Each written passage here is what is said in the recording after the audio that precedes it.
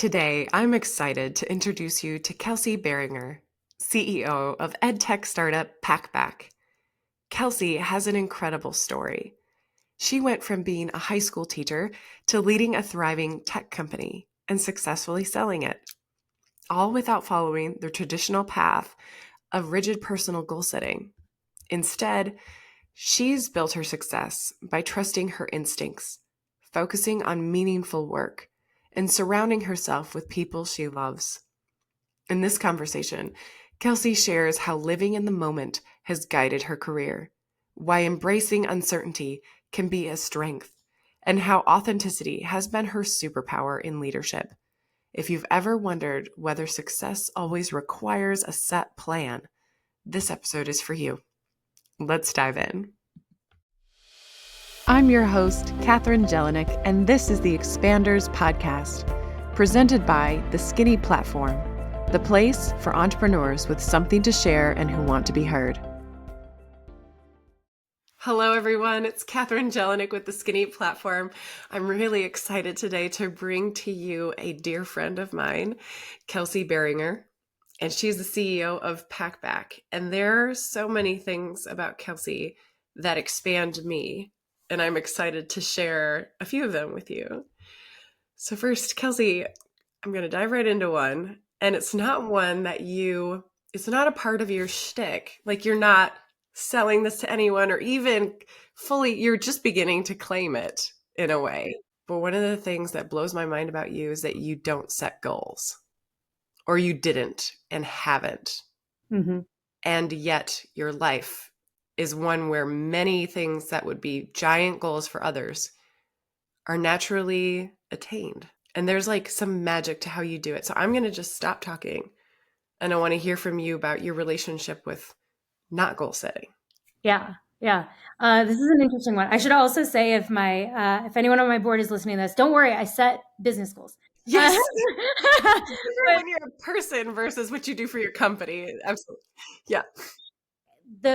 And I think some context is great, or maybe even storytelling. The way that you and I met was because this was what early summer of 2024, maybe earlier than that, was feeling like I had just ran a professional marathon 4 or 5 times, but had never actually intended on ever running a professional marathon. And I had never set really professional goals. And I met you with this desire to actually stop, pause, reflect, and set some professional goals for myself. And spoiler alert, I think last month it kind of dawned on me that it's just not for me.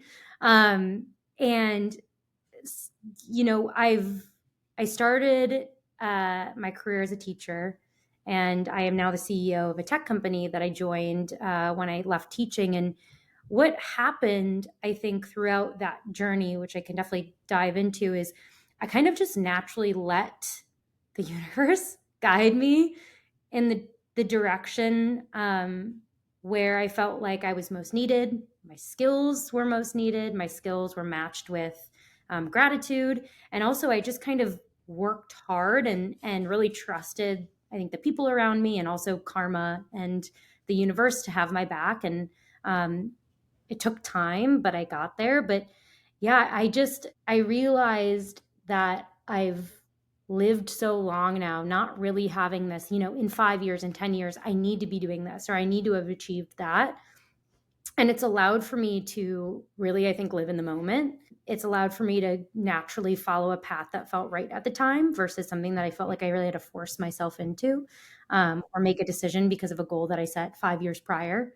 So that's a high level. Anything you want me to dive into? Oh my God. Yeah. The whole thing. Okay. So just kidding. The whole thing. This year, one of my big intentions is to live in the moment, because I keep learning this, and I know this from experience, but I'm not as good as you at this. But everything is in this moment. We're only ever in this moment. It's all that there is. It's all that we really have. Mm-hmm. And I think there's just so much juiciness to unpack. So the fact that you're just naturally, you've been there. And the funny thing to me is you look around, and I love that you kind of were questioning yourself to a degree of like, am I doing this wrong? Do I need to set goals? I'm at this place. Do I need to set goals from here? but you've had this realization about, wow, you're doing the way that really, really works. And I've been doing the other thing for a long time and frustrating myself. But to dig into a piece of your story that I know, and here's a bit of the context to the background. We've been in a forum together with other professional women, which has been really fun this past year and enriching. And this is why I've had the opportunity to be expanded by your example. Okay, so a piece I remember of your background is something when you were leaving teaching and you had like a lightly shot intention. Like you were like, I'd like this. But it felt like it was like, oh, but maybe yes, if I could find that on the menu, great. Yeah, that kind of. So what was that? So I knew that I wanted to leave teaching for a variety of reasons. I think if you've ever taught in a classroom, and I was teaching on the west side of Chicago, no explanation needed. But I knew that I wanted to do something, and my intention was I just need to find a job that's a stepping stone. Because the issue is when teachers leave the classroom, nobody takes them seriously, even though we have all of the skills. Like, I convinced 180 teenagers to love chemistry. What? So I was like, I need to find something that's going to be a stepping stone so that I could actually enter corporate America and be successful. But I really had no vision for what I was going to do. I was like, I chatted with some people who had went through executive MBA programs here or there. And I chatted with a friend who was like, yeah, maybe just look at, education technology startups. That might just be a good place to start. So there was intention in that I had a lot of conversations with individuals, but it wasn't like there was something pulling me from leaving teaching. It wasn't like I had set this, I'm going to go to Booth, get my MBA, and then do XYZ. So I applied to just a ton of jobs that I felt like I would be capable of doing, right? Anything in the education technology startup space, where Chicago has a ton of edtech startups and really cool learning, even professional learning platforms. I also applied for jobs at a lot of the big museums on museum campus because they have professional learning kind of coordinators for, the student visitors. And first interview I got was at PackBack, and I met the team and I really liked them. And I was kind of like, well, why would I continue my search? I found exactly what I was looking for. And the job was helping higher education professors implement the technology in their class so they were being successful. So it's like, I'm familiar with high school, K-12. This is, higher ed, but it can't be that different, right? So it made sense. It was a nice move, but it certainly wasn't like I heard of PackBack and I needed to use PackBack. There are a lot of reasons I loved PackBack. The pedagogy was super aligned with what I did in my classroom, but I just kind of let curiosity take hold. Sorry, my dog's peeking out saying hi. Like I let it? curiosity definitely lead. And then also too, I'd say as soon as I found something that felt right, I just did it. It wasn't one of those things where I felt like I needed to have 3 final round interviews to make a decision. It wasn't like that at all. I don't think I'll ever be like that. Were you going with your gut then, or going with your heart? Yeah. Yeah, definitely. And if anyone's listening to this who knows the co-founders of PackBack, they're like so intensely brilliant, but also, and I mean this in the most endearing, positive way, creative and weird and Yeah. funny and funky. It kind of felt like my kind of people. Right. No, I Mm-hmm. get that. I feel Mm-hmm. that way too around folks who are marching to their own drum. Yes. Yes, Yeah. that's good. That's good. What you but you sounded like I'm seeing you there sitting in that room and it's like this is what I've been looking for. So what did it match even if you didn't have like a list of things you were looking for? Yeah, I think it and two, I think it provided me an opportunity to use the skills I actually had.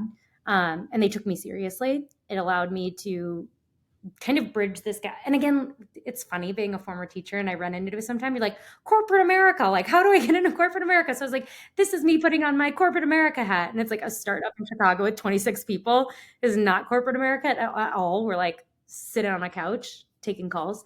Um, but I would say during the interview process, I just felt like when they were asking me questions, they were asking me questions about the way that I solve problems, not necessarily like the experience I had teaching other teachers how to use technology, which I had experience doing, but they didn't even ask me about that. They were asking me how I solved problems, how I dealt with adversity, how I dealt with challenges. And I just felt like they were really looking for um, like the person and skills, kind of what what I see people complain about on LinkedIn, right? Is like, why are you hiring people for hire them for their soft skills, for the things that are really, really hard to coach towards. And then I think it was a feeling like, wow, I could grow a lot here. I remember I had my final interview with one of the co-founders and former chief strategy officer, Casey. I was like, I am so impressed by him. I feel like I'd learned from him. I feel like I've learned so much from him. And it was like one of those moments where I was like, I need to be around these people. I Hmm. think a lot of people feel that way about my company when they end up joining and staying for a while. It's like during the interview process, like, wow, I didn't know that companies could have people who are so like warm and welcoming and it just that was meaningful for me and it pulled me right in. That's so cool. I know a few of those companies that are just like, they magnetize you with their it factor, their thing. Yeah, that's just But feels I so great to be around. And I really think it is the way that they ask questions, and the way that they treat people. Because I think at the end of the day, if you're going to have to work however many hours a week, used to say 40. I'm like, that's not 40 anymore.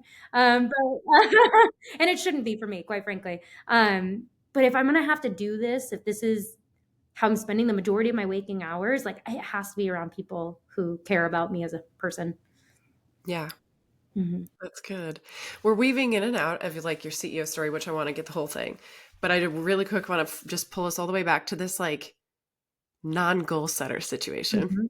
Mhm. And you thinking you had to be, why did that come up? Why did you feel like you were doing it wrong? And then where did you realize you've been doing it your way and that's really right? Yeah, um I think the reason I wanted to is because I feel like going into our forum, which I realized it was a year ago. It wasn't in the summer. Oh my gosh, it just has gone by so fast. This is I 24. know. It's a wild year. Going into the forum, I felt maybe a little self-conscious. That was it. That, as I'm meeting I've kind of snuck my way into the Chicago co-founder community, even though I'm not a co-founder, but I'm meeting all these other CEOs and co-founders who they tell their stories of how they set a goal or how they did this. I felt a little self-conscious because I'm like, do I lack ambition? Which is insane. I don't. But it's almost like I was telling myself this story that if I didn't have some sort of hyper ambitious personal goal for myself in 5, 10 years to take a company public or to do this or that I almost was a little fraudulent. And I do think there's that I'm always going to have a little bit of, it's not imposter syndrome because I feel like I'm exactly where I belonged and I've earned it. Um, but a little bit like, did I find a cheat code somewhere? Like, how did I just get there without having this really intense intention? Like, I read other people's stories about how they dreamed about creating something and running a company, or all they've ever wanted to do is be a leader. Or they go to school to be the CEO of tech companies, right? And I think there was some self consciousness driving it. I think there was a little bit of like, and I think this happens too. I'm going to meaning make that maybe for a lot of women in leadership, like I need to fit a mold. I need to fit a standard. I need to fit a standard flow. So it was almost like I didn't feel like I was necessarily going to massively benefit from setting a goal, but I felt like it was a missing piece of the way that I was living my life and the way it kind of seemed natural. I've done so much in the last few years. The same year that I became CEO, we sold the company, so it kind of seemed like, okay, I've got this fresh start. Now what am I working towards next? Mm. And it just seemed natural to fill that space. And then I was chatting with a woman in our forum and um, kind of talking through how I was going to go about setting a vision for myself and this. And I was kind of describing what the last few years have felt like for me. And I was kind of like, you know what? I just feel like if you do good work and you treat people well and you make good choices, like doors will just open up and you just got to trust that it's the right door for you. And you just walk through them. You walk through them and you got trust in the universe, and you can have trust in the universe because you made good choices and you did good work and you treated people well. It's just kind of like this idea of professional personal karma, but also in that you can trust that opportunities will come to you. And when I was processing all of that, I was on a walk. We were talking for 90 minutes about this, right? And that's why I loved this forum, because it was like we got to just talk with these beautiful, brilliant people while we're walking our dogs and really process. I kind of came to this realization of like, this has worked for me for so long. And I've met some of the most intelligent, amazing people. I've had acts like I think about my board members prior, my board members now, how cool they are and fun they are and how warm and engaging they've been. And I think like I've been able to grow my network in such a meaningful way where I feel like I have these like deep relationships. I've been able to do incredible things that I would never have thought I would have been able to do, but I didn't intention on any of this, right? It just happened to me because I worked hard and I think I made good choices and I think I treated people well along the way. So I kind of in that moment and hearing other people's stories as well in the forum too, kind of realized like, yeah, I don't need to have a 5-year goal. I don't need to have a 10-year goal. And I have small goals like go to Pilates once a week. Like that's a goal I have, right? Go to bed, turn off my phone on do not disturb at 9 p.m. Like I have these like micro goals, but this big anchor that I'm working towards just doesn't exist right now.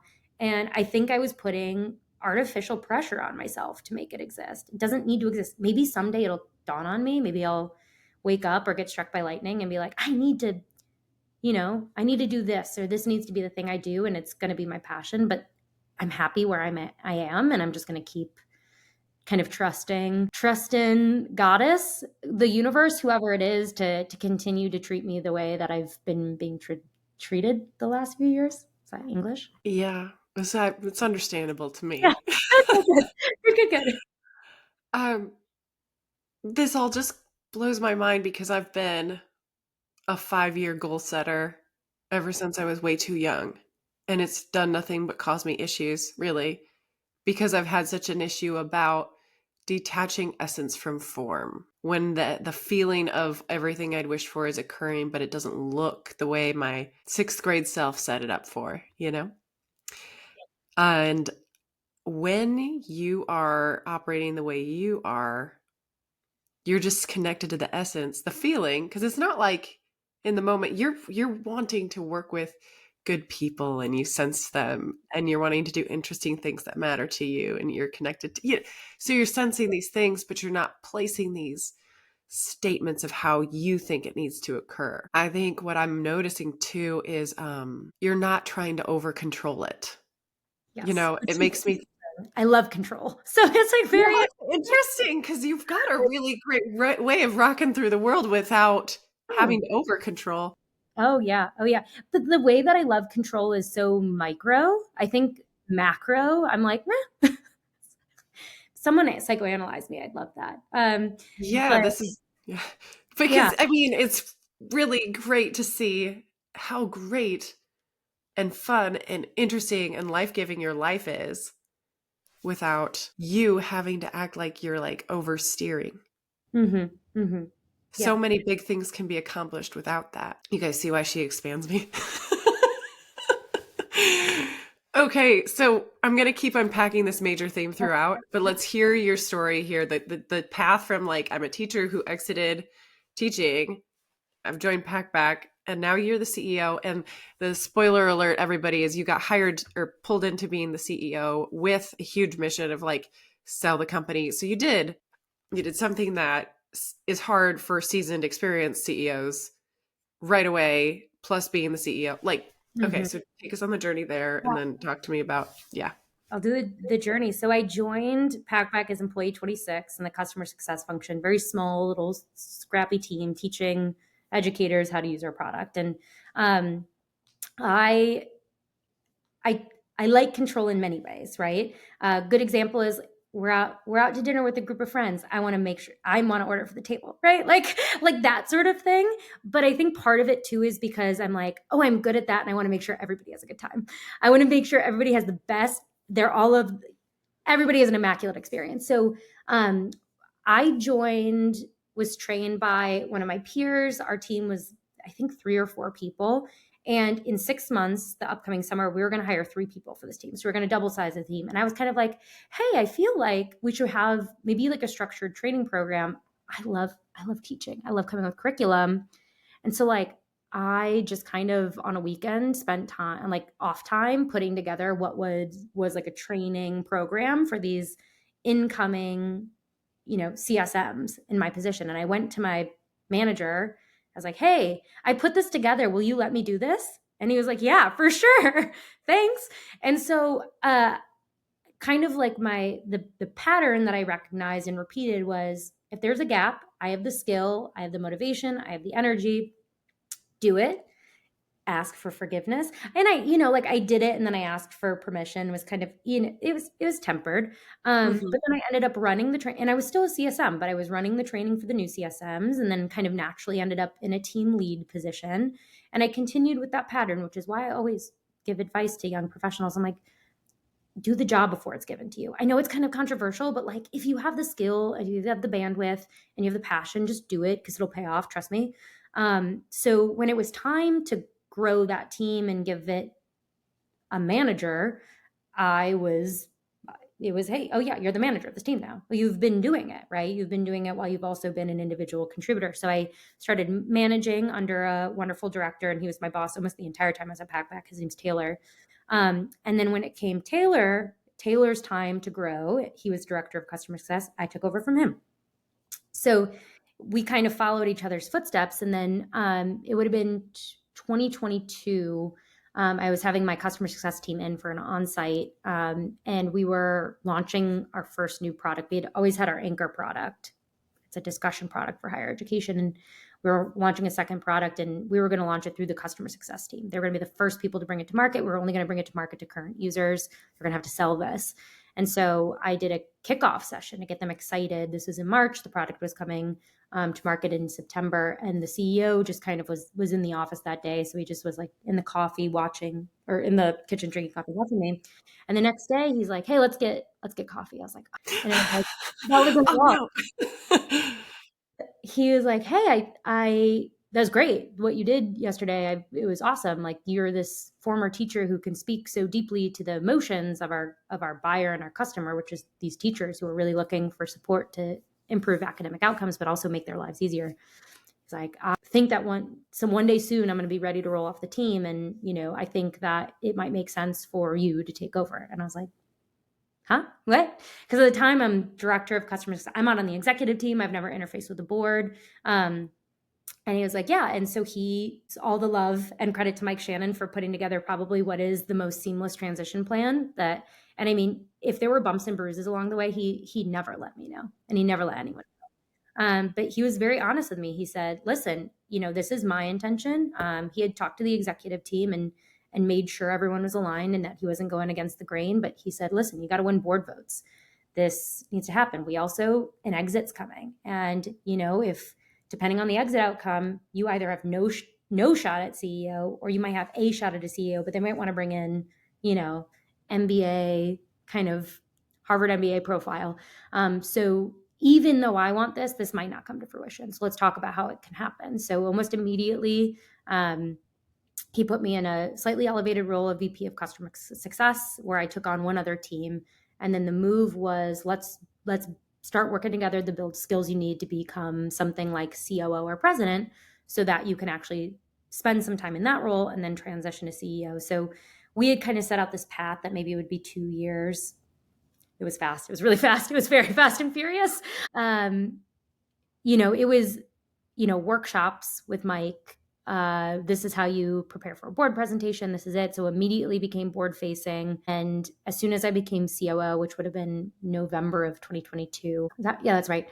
Started having one-on-one with some amazing board members, specifically going to give a shout out to Corey, Chicago based. So he was able to grab lunch with me and be like, let's get Like you Corey into Farringal? yeah, get you Yes, in. who also was connected to Junto. So hello, Corey.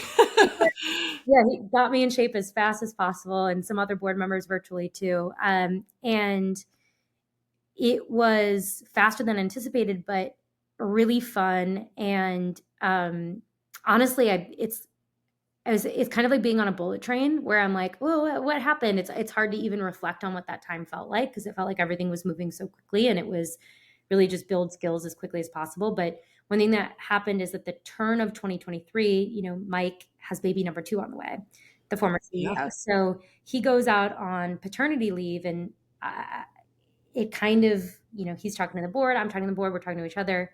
What if he just doesn't come back? He also did a great job when he went on paternity leave, and it was kind of his last town hall with the whole company. He said, Kelsey has the reins while I'm gone. It's her baby. And even at the turn of the year, he kind of did that. So again, he just did such a good job setting expectations. I hope knows how much I have just so much gratitude for. I just jump in with a question. You Yeah, keep saying how seamless he did it. yeah. And I'm so excited to hear that because it sounds like good people and goodness can just win, you know, in a way. But did it also feel seamless for you without bumps? Or You how did it feel for you? Yeah, yeah. I mean, it felt faster than we had anticipated. So in a way, it was like a little of like I have to incorporate feedback faster than I've ever incorporated feedback.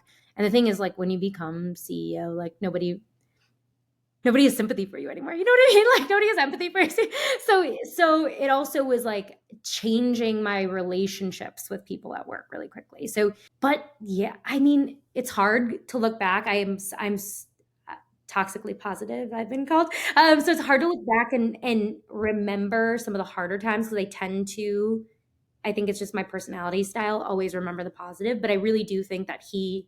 I'm going to use your term, ate all the frogs, so that all I had to do was learn on the job, and any sort of bump in the road of, let's say, a person had a bad reaction to the news, or maybe a board member was, and again, all I knew is that the board members were supportive of it, right? But who knows what he was deal strategizing behind the scene or making work. So I think he made sure that I wasn't hit with any shrapnel if there was any. I wouldn't know. Hmm. Yeah. I would love to pull him in and be like, was there any shrapnel at all? Yeah. Yeah. Because I kind of smell that there might not have been. There may It, have yeah. been surprise, but I don't know if there was. Yeah. I Yeah. wouldn't, I don't want to make something there that wasn't. There might have not, there could be not, but that's just the type of person he is. You know how it's like that parent who just drives in the storm, but just stays calm so that everyone else, like, and Maybe eats. I'll be that parent. Yeah. But yeah, so I transitioned in June of 2023, and literally the next week was, hey, we got to start prepping to go to market and on Labor Day to sell the company. Can I ask a question? Like, that's pretty not normal to like shift the hat to go into that rather than shift it like after that? Yep. And then Yep. you've never had dealt with that before. Mm-hmm. Like I get if you're shifting the hats to somebody who's done it a million times, but like so kind of Yeah. whoa, you know? Yeah. Yeah. It was definitely, I would say, I think if you take a step back, Mike had been the CEO and co-founder. He had been with it for 10 years. And he had led through seed investment, angel investment, Series A. And then we did go to market at one point and decided to pull back. So he had gone through so many milestones. And I think, and him and I have talked about this. He had that aha moment when we brought the product to market because he was like, this person is really passionate about what we do. Mike was a student who founded this company that was meant to benefit students, right? And he's like, that needs to be the person for the next phase of growth. Hmm. What he wanted to do, and again, I think this was a lot of conversation about balance and what's the pro and con, but make sure that the person leading the process was super, super, super passionate, mission driven, and then ready to lock and load and be there for the next leg instead of get through the exit and then do the transition. Kind of flip it on its script. So I know it's usually not the way it goes. I will also say that the former CFO of PackBack, Nick Courier, one of the co-founders, had been with Mike through most of that 10 years. He went to go work at one of the big four consulting firms and then came to PackBack. So he had been with PackBack since like early 2017 full-time as the CFO. He went through a lot of that with Mike. So he had all of the knowledge you need on how to manage lawyers, how to manage bankers, how to read a term sheet, how to, build a financial model for the different types of buyers that might be interested in the organization. So I do feel like there was a little bit of like, let's trust the process because we got this really high energy, passionate, fresh, full of energy, Kelsey Behringer, with Nick, who has everything that we need from like an experience checklist for this sort of goal of exiting the company. And it definitely was not perfect. It was a learning curve on that one. But yeah, definitely not, I would say, the normal thing to do. Usually it's the you'll get it through the exit and then make any change. But we just did a different path for us. Okay, so then you're the CEO and you've got to adapt to all of that and then also do this thing you've never done before that most CEOs would be, you know, feeling like is a tall task. Yes. And you did both and Mm-hmm. you did them successfully. I mean, like, yes, bumps and roads, fine, but you are sold, happy about it. Mm-hmm.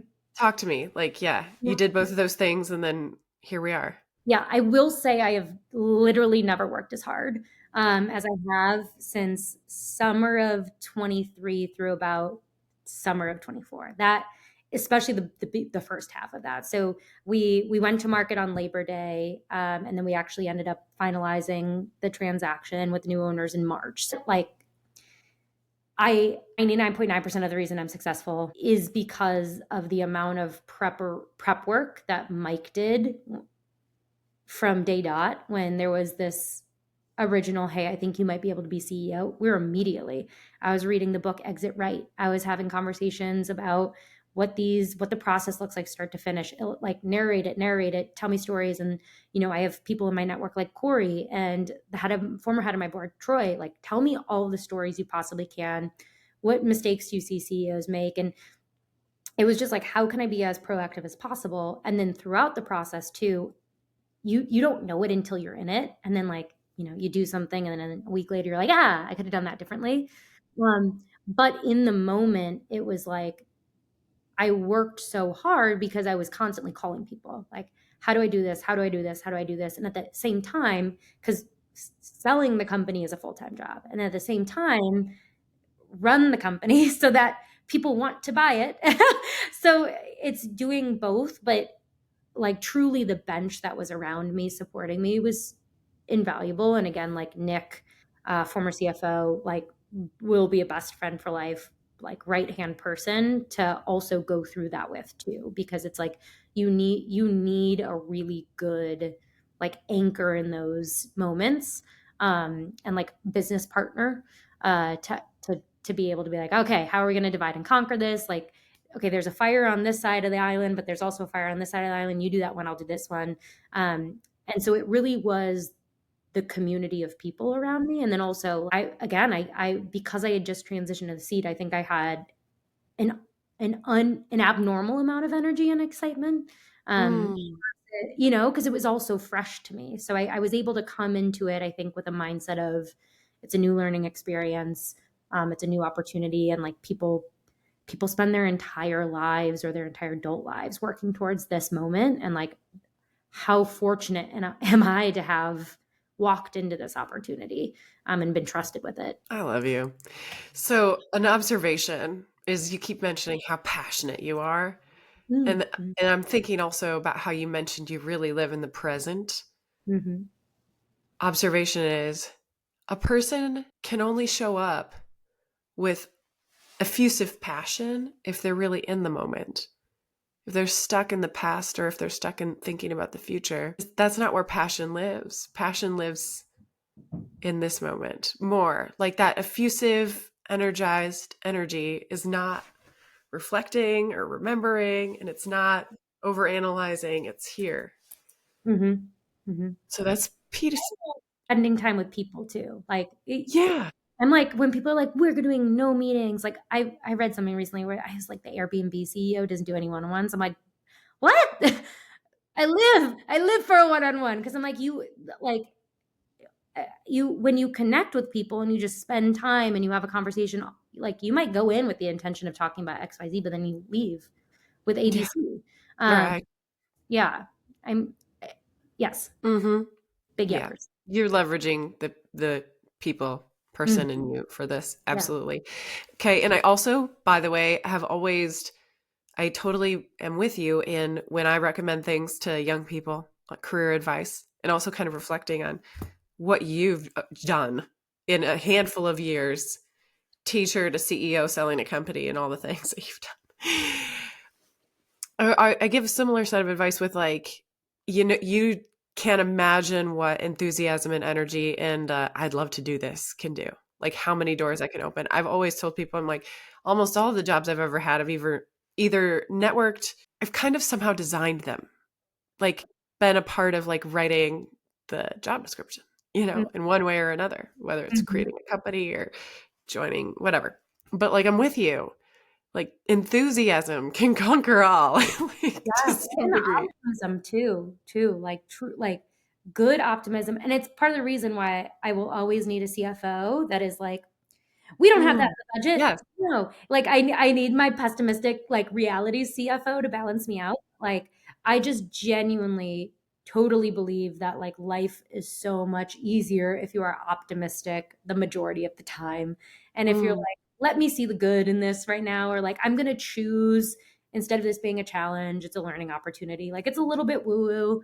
And maybe someone will tell me I'm toxically positive every once in a while, but I just like I'm so happy and I have so much joy in my life because I'm like, I'm going to choose to be optimistic. I'm going to choose to be enthusiastic. I'm going to choose to be energized. And also like I've put myself in an environment where for the most part I'm surrounded by energized, enthusiastic people, right? yeah. Things you love doing with people you enjoy doing them with. What is it? Like you're the average of the people you're the average of the people around you or something is the phrase. Yes.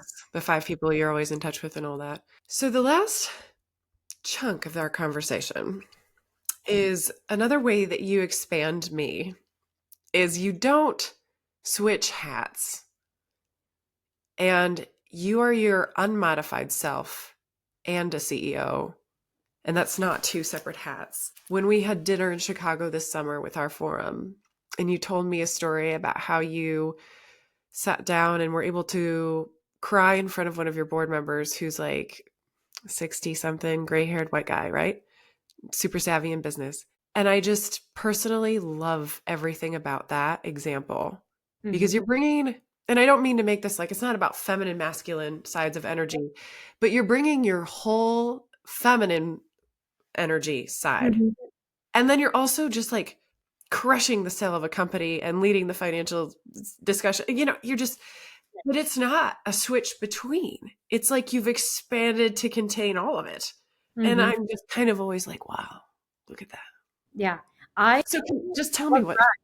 Part of it too is like I'm a crier and I've cried in front of everyone on my executive team many a times. I think, is funny when I first started managing, and this was back in 2018 or 2019, I can't remember. I was joking with one of my really good friends on the team, who's still one of my best friends, and we used to call it my anti instinct because I was like I have a very egregious sense of humor, and so we're like as soon as I think I want to say something like anti instinct, don't say that. So it's funny, like I did have to learn how to filter young in my career, right? Like you can't just once you're managing people, you have to moderate what you say because you hold a position of power and you need to respect that and acknowledge it. But at the same time, like I've always shown up silly as like my first, I would say, like personality trait, especially as a teacher. Like I miss frizzle, right? But make it different. Um, and just the way that I led, I was also leading a team that was mostly women as well. So I felt like, in a sense, um, I was I was always really able to be myself. I was coming into my leadership, um, and I've always leaned on a lot of the skills and lessons and philosophies I've learned as a teacher, which is like how are you engaging? How do you build psychological safety? How do you build trust? How do you make the classroom fun and motivating?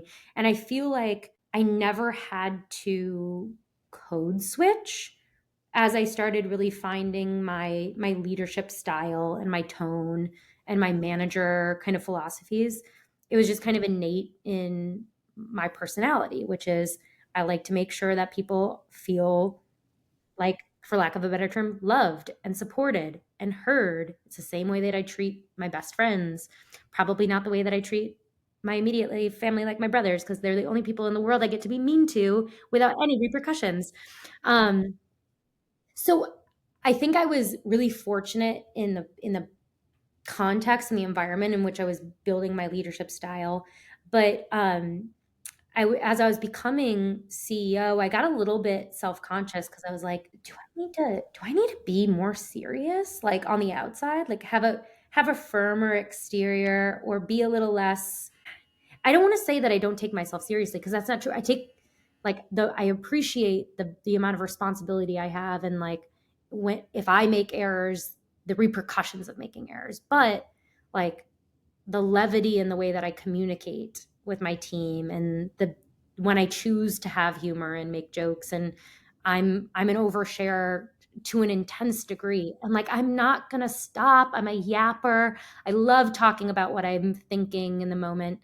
And I had this moment of like, do I need to be more serious? Because I had gotten some feedback where it's like, hey, you might want to like do this and do that from other people who had been going through like leadership changes or were in the seat.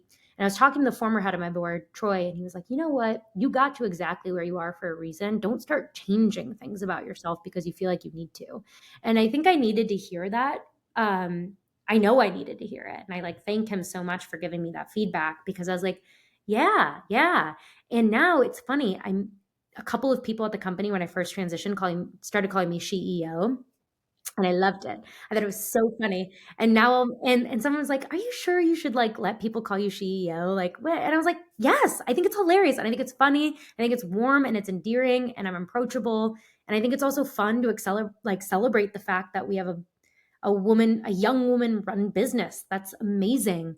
Um, and I meet people in the wild, and I'll be like, "Oh, I'm a CEO of a company." They're like, "CEO." I was like, "Yeah." Um, so yeah, I've just kind of made the commitment at this point to not try to be different. And there are times when like the tone needs to be serious, but that's because that's what that needs. That's what that context needs. What that moment needs. But when I'm planning town halls, when I write a memo every single week, when I write a memo, I'm going to be exactly who I am. And when I have board meetings, I do weekly one-on-ones with my board. Like I just had my meeting with them today, and I was talking about how every single new year I get into knitting because I lose my mind in the cold, and we're making jokes about knitting, right? Now I got to knit a lot of people's scarves, but I think it's really important to like live authentically, truly in every capacity. Um, I just don't think you're going to find any joy by not feeling deeply connected to who you are as a person, like every minute of the day, right? Like I don't want to have to switch from start to finish. And you are absolutely acing that. I Yeah. think that that's Okay. the secret Right. sauce, is it's not like, to what you were saying before, the world needs the pessimists too, right? The people who are like looking for the hole that we could fall in. Great. But I love you're so deeply aligned with yourself. And yeah, sure, throughout this conversation, you've told us about these moments where you're like, am I doing it right? Is Mhm. this okay? Should I I think have that's goals? good. I think it's good to have little seeds of doubt, because you check yourself and you get to be self-aware, and you get to ask for feedback and ask others how they're perceiving things. Like I think doubt's important, right? Anxiety keeps us alive, literally. So Well, your moments of doubt that you've brought up in this conversation have also turned around to be moments where you've looked around and then you've come back with even more conviction yeah. and like, I'm doing me. This is right for me. It's powerful. Thank you. Thank you. I love talking to you all the time. Oh, God, I love talking to you too. Every day. Oh my gosh. Kelsey, thank you for blowing my mind as we go into the weekend here, recording on a Friday afternoon. But just, I'm nearly tearing up at the very end, just like listening to you and thinking about how powerful an individual, you are an example of how powerful a person can be when they get on their own page Mm-hmm. and write it. Like get on their own wave and write it. Mm-hmm. Mm-hmm. Yeah. Yeah. I like that. I've always loved the way that you like find, I don't know, the pattern and communicate it. You have a way with words that I will always envy and just appreciate so greatly. Love you. Right back to you. So here we are, pocketing the way Kelsey expands us. Thank you for this conversation. I'm really excited to share it. And have a lovely afternoon. Thank you for listening to this episode of the Expanders Podcast, presented by The Skinny Platform. You can catch more episodes and be notified of newly released episodes by following us on Spotify, Apple Podcasts, or subscribing on YouTube. For more information on the Expanders Podcast and The Skinny Platform, visit our website, www.theskinnyplatform.com.